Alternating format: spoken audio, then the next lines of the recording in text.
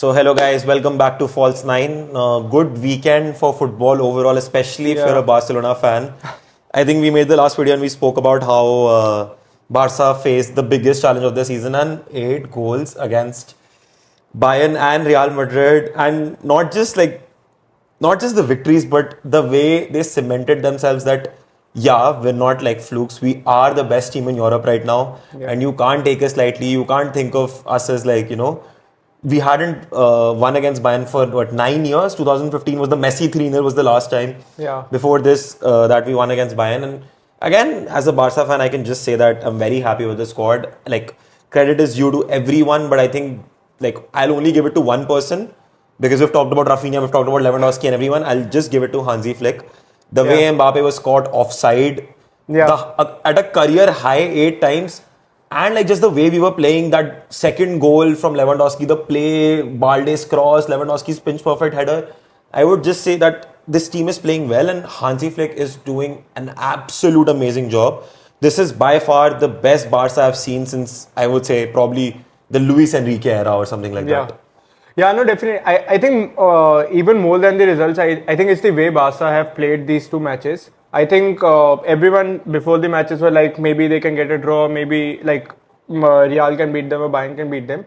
I think they just outplayed both of them.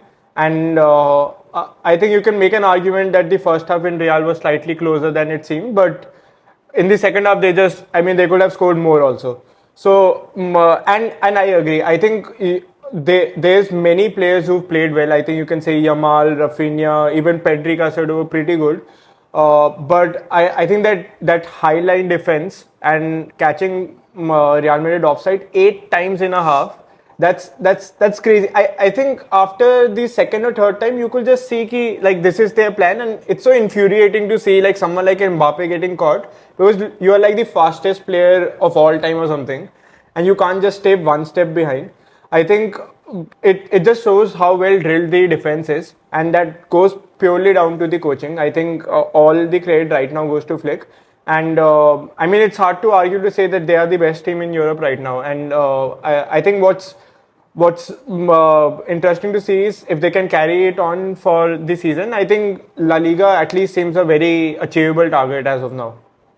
I think La Liga for this time, I should say now it's officially Barca's La Liga to lose. 6 points. Too early. Still 6 points, within 11 matches, you've created a gap of 6 points. You've won your Clásico. I know the game against Atletico Madrid is still due, and that is going to be a tricky fixture no matter how good or bad Atletico plays. But at the same time, it's just and I would like to highlight one player particularly in those 2 games, given that you said his name, Marc Casado. Before this season, most fans, most football fans, even a lot of Barcelona fans had never even heard of a guy called Marc Casado, who's playing every match. Against Bayern, he was amazing. Against Real Madrid, he was amazing. I don't know what is happening. Player gets injured, and then this Flick just goes and picks one random La Masia player, and then he turns out to be one of the best players in that particular game.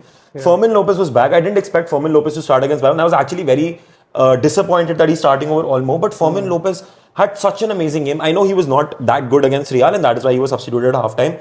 Frankie de Jong, I'm seeing him play so well after so long, because we were always thinking that Frankie de Jong might not be a very good transfer given that he could not replicate his Ajax maneuvers, the reason why Barcelona signed him for. But I think that midfield, that magic, that I don't know whom we're going to play. Gavi is back, Pedri is back, de Jong is back, Olmo is here, Fermin Lopez is here. Now I can actually say that there's so much squad depth, and I really hope it's injury free, and I really hope that we can go ahead and win the title, and at least go to at least have a good shout at the Champions League as well. I know it's too far-fetched given the record, and Champions League is much more difficult and a lot high pressure than La Liga.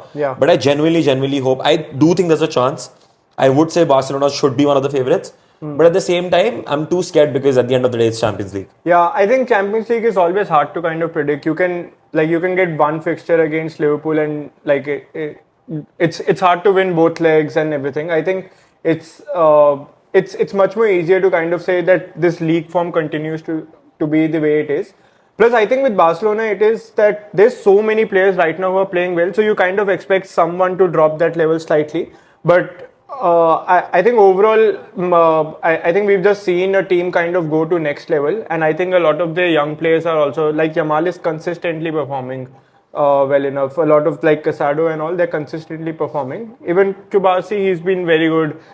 Inigo Martinez had a great match. Unai Simon had a great match. So I think Inaki Peña. Inaki Peña, sorry. I think there's going to be some level of like coming down to earth for Barca also.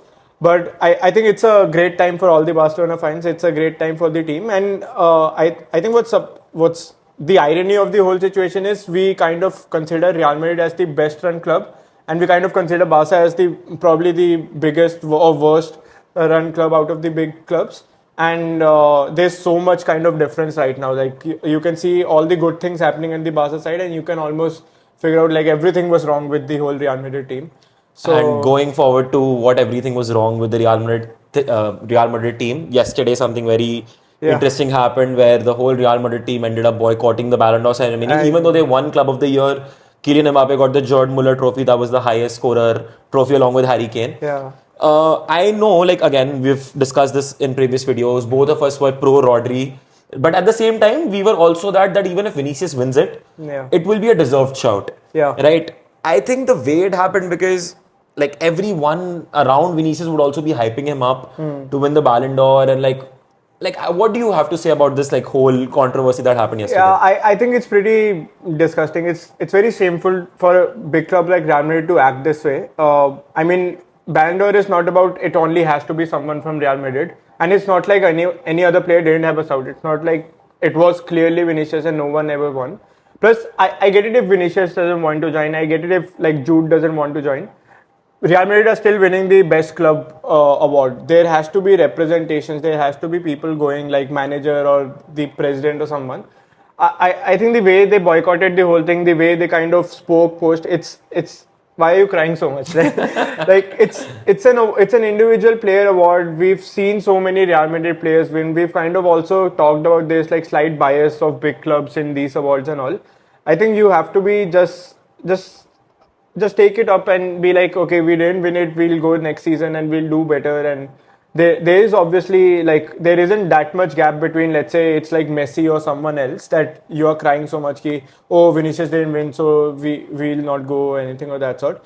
I think a lot of times Ronaldo has won when he was second, a lot of times like Messi has won when he is second. I mean, even undeserved, like the year Lewandowski didn't win, he was also there. The year Van Dijk didn't win, he was also there. So I think there's been a lot more closer Ballon d'Ors where, or a lot more controversial ones, where people have at least been gracious enough to be in the ceremony and be like respectful towards the award. I think it's just very. But I also think that like the part where like I get it, like Van Dijk and all have been there, but so many times like again, so many people said Van Dijk deserved to win the Ballon d'Or. So many people have said Ribéry deserved to win the Ballon d'Or. Yeah. So many people have said Schneider or Iniesta deserved to win the Ballon d'Or. But you don't see like like when it's in your favor, that is when you'll never boycott it, or that is when you'll never question it. Yeah. Just because your popularity is a lot stronger than these clubs. Because I know the Liverpool team was there. I remember Van Dijk being there when Van Dijk, and I would not disagree if Van Dijk would have won the Ballon d'Or that season. Even as a Messi fan, I would have been like, okay, it's fine that Van Dijk won. He also deserved it. So I feel like this was a little radical. Like, I get it that you were pissed. I get it that, Vinicius had a very good shout. Probably one of the best shouts. I think it was between Vinicius and Rodri. But, like, again, and also, like, for people who keep, like, Real Madrid fans are also coming up with this argument about if we're only looking at trophies, why not Dani Carvajal? And I think that has to be one of the stupidest arguments I've seen in the longest time, because it's not just about trophies.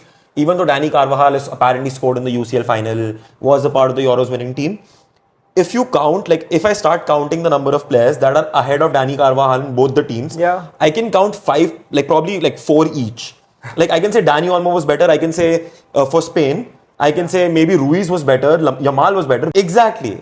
So, at the same time, and for Real Madrid, Bellingham was better. I would say, like, Vinicius was better.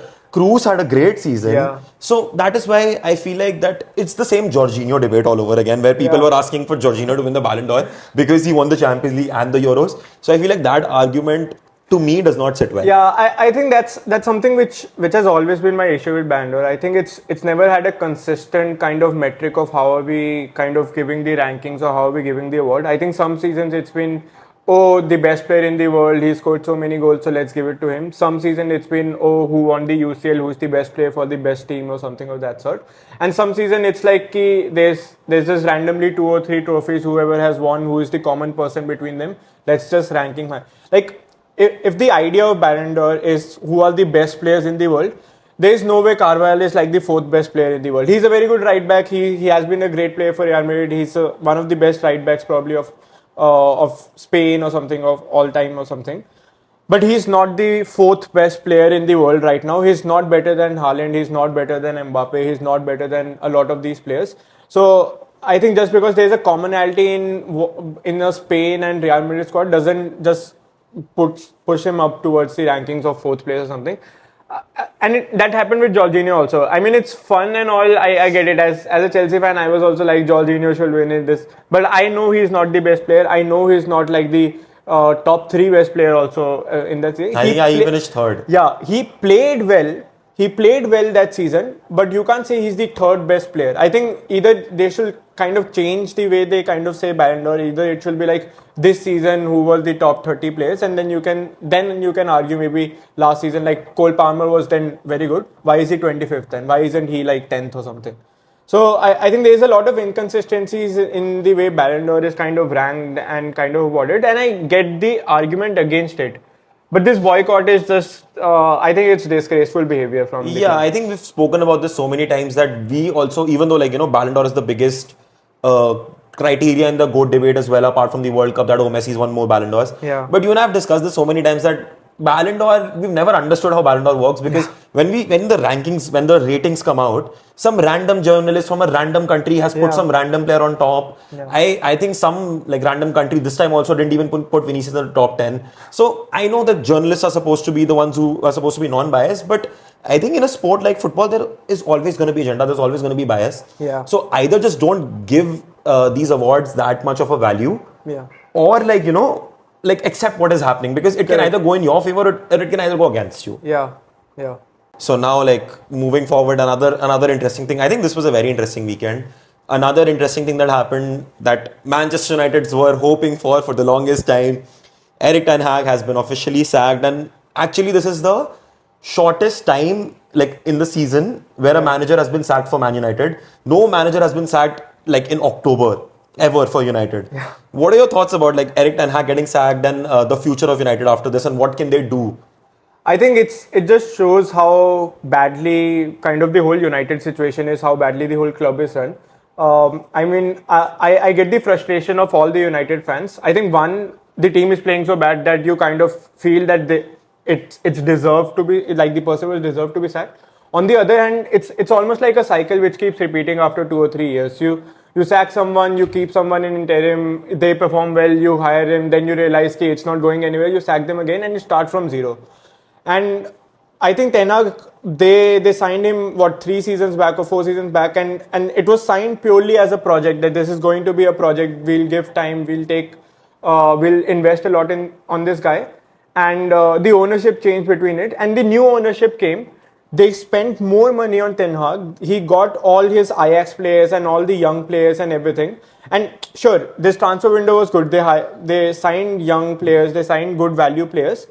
But they were also looking for a new manager at the same time. And I think because they were looking for a new manager at the same time, it was well publicized also that they are looking for a new manager. They had to give this guy a new contract as well. And what has happened is that now he's been sacked, and now they also have to pay a heavy compensation on that. So not only is your team worse off, you have all the sets of players which belong to one particular manager, which a new manager, he won't like the Ajax team, or maybe his style is different or something of that sort. So your players are also set according to this manager. You also have to now play 17 million again. You've spent 600 million in last 4 seasons or something. So that whole investment goes for a toss.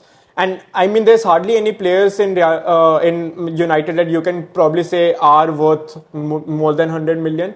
I think maybe you can make an argument for Bruno or Højlund, but I think it's a pretty weak argument. Maybe Meno, that's come from the academy. You've not even spent on him. So I think overall the situation is pretty awful at United, and I think the only way forward is somewhat of understanding where the problem lies. I think there has to be a lot of blame on Ten Hag as well. I think all the signings, all the kind of backline was something that they focused on. It's not a coincidence that the Ajax whole backline is the same as in United as it was in 2019 or 20. It's something that Ten Hag very deliberately wanted. I think after asking so much of money investment, you've not been able to perform consistently. I know he keeps hampering about those 2 trophies, but it was pretty much a fluke that they won against City. So I think Ten Hag has to take a lot of blame. I think the ownership and the Ineos group also has to take a lot of blame, especially in terms of the poor kind of foresight in terms of what we are doing with the contract situation, with the player situations. And I think the players themselves has to take a lot of blame. There is no reason for someone like a Marcus Rashford to feel that he's not motivated enough to play for United. He's a homegrown player.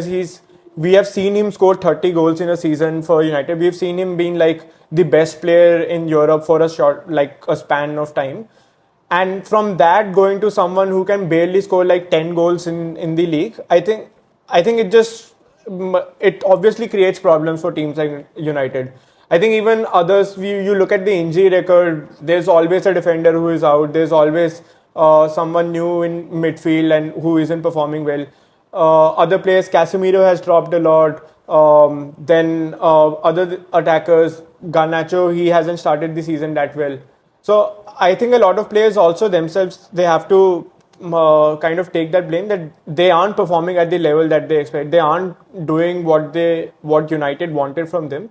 And I think the fans also have to at some level realize that this is not going to turn around within, let's say, 10 weeks or new manager comes in and it gets solved. I think a lot of the fans are in that situation that they're looking at the options right now. It's like Van Nistelrooy, Southgate, manager from Sporting whose name I forgot. Yeah, there's no top manager right now who is available. So no one is going to come in and solve. Maybe you can get a 1 or 2 games push, or like the first 5 weeks is very good and they win against Chelsea or something. But I think overall from a large picture point of view, I think they should realize that this is something which until and unless the whole system, the whole transfer policy and the manager gets set in line and people understand what style they want to play, what kind of players they need for that style, and the ownership is structured in the proper way, I think until and unless all that gets sorted, they shouldn't expect the team to be like top 6 even. There's a lot many teams right now who I like. United is 14th right now, and I'll argue almost 10 of the teams who are top of them are deservedly top of them. So I think fans should also kind of give United a bigger kind of time span to correct all of these things. They should obviously hold the club accountable, but I don't think so it's quick fix anyway, because I mean it's been 10, 11 years since Ferguson left, and this is like the 6th time I'm seeing this story of like he's been sacked, he's coming new. They'll probably... Do you know the manager who stayed the most after Ferguson in the Premier League era? Was it Ole? Yeah. Yeah. It was Ole. Yeah, and all of them had like 50% win rate or something. I think Mourinho has the best, which is also 54%. So I think they've looked at all different types of managers. They've looked at all different types of players and transfer policy and everything. I think what they need is some stability at the ownership level and manager level, and even at the players level. You can't just turn around your whole team every 3 years. There has to be building the team along with the manager, along with the club. And we've seen, I mean, Arsenal have done that. Arsenal kind of started with a young team and they've given Arteta the chance to kind of grow into the role.